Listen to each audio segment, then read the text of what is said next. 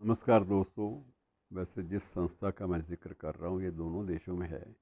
इवैक्यूईज़ property जो है, जो छोड़ गई हैं पुरानी आबादियाँ, जो विस्थापित हैं, यहाँ से चले गए, जो लोग उजड़ कर गए, वो पीछे अपनी जो जो संपदा छोड़ गए हैं, जो संपत्ति छोड़ गए हैं, चाहे संपत्ति वो सांस्कृतिक है, चाहे धार्मिक है, चाहे वो किसी ठोस इमारत के रूप में है, तो उसकी रक्षा करने के लिए हमारे यहाँ भी एक ईटीबीपी, हमारे यहाँ वक्फ बोर्ड के नाम से बहुत सारी चीज़ें बनी हुई हैं, और ये वैक्यू प्रॉपर्टी जो दोनों देशों में गठित जिसका हुआ है, तो पाकिस्तान में भी इसका नाम ईटीबीपी रखा गया है। अब ईटीबीपी जो है, अब उसको आदेश दिए गए हैं वहाँ के सर्वोच्च न्यायालय सुप्रीम कोर्ट की ओर से भी, और उसको एक कानूनी प्रावधान भी उसको दे दिया गया है कि ये पिछले लगभग 1500 वर्ष से जो जो पुरानी चीज़ें हैं, पुराने हिंदू मंदिर हैं, उन्हें अवैध कब्ज़ेदारों से मुक्त कराया जाए। और अवैध कब्ज़े स्वाभाविक था कि जब देश में एक देश जो है वो इस्लामी आधार पे जब उसका गठन होता है, तो कई बार ये होता है कि अल्पसंख्यक तो बेचारे रोते बिलखते रह जाते हैं, उनकी बात, उनकी आस्था की चिंता अक्सर नहीं की जाती। लेकिन वहाँ की न्यायपालिका के हस्तक्षेप से ईटीबीपी जो है वो सक्रिय हुआ है। और अब यह है कि लाहौर में ही एक 1200 साल पुराना हिंदू मंदिर अब श्रद्धालुओं के लिए खोल दिया गया है, और इस पर कब्ज़ा एक ईसाई परिवार ने किया हुआ था, और उसके बाद मुकदमेबाजी चलती रही।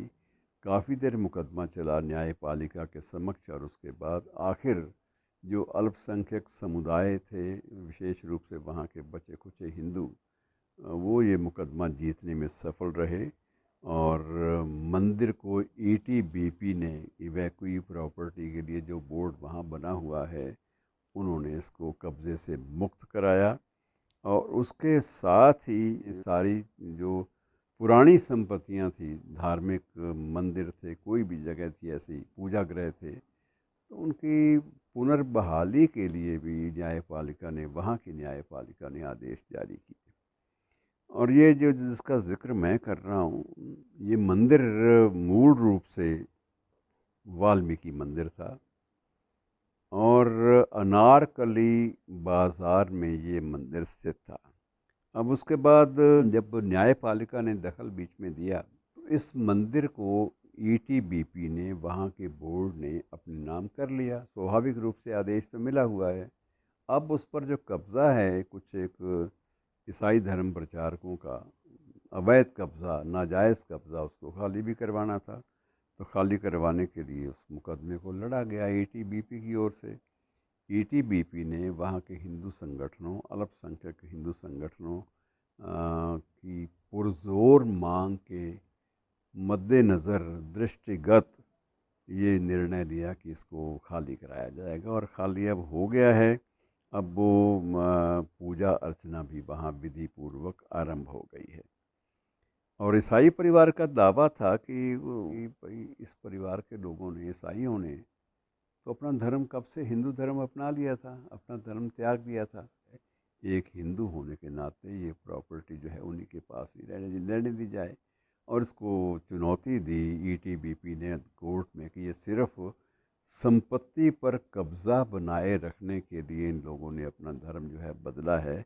बाकी इनका वस्तुतः हिंदू धर्म से कोई संबंध नहीं है। जो ईटीबीपी है उसके एक अधिकारी हैं हाशमी साहब, तो हाशमी साहब ने बाद में मीडिया को बताया कि कब्ज़ा पाने के बाद पहली बार बोर्ड की ओर से ही वहाँ एक धार्मिक अनुष्ठान किया गया, और उसके साथ ही भारतीय परंपराओं के अनुसार वहाँ लंगर का आयोजन भी किया गया। और उसके लिए एक मास्टर प्लान भी बना दिया गया है, ताकि आने वाले दिनों में इस मंदिर का, इस वाल्मीकि मंदिर का पुनरुद्धार जो है वो सही ढंग से हो सके। ये मुकदमा 2010-11 से चल रहा था, निर्णय अब हुआ है।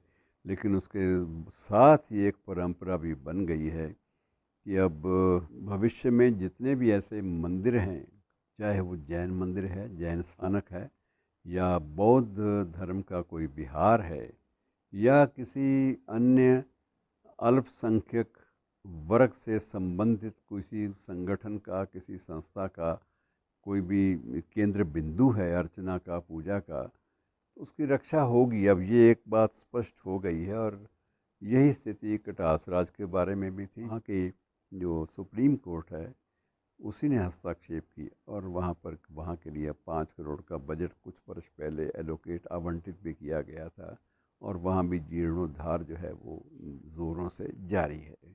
धन्यवाद दोस्तों।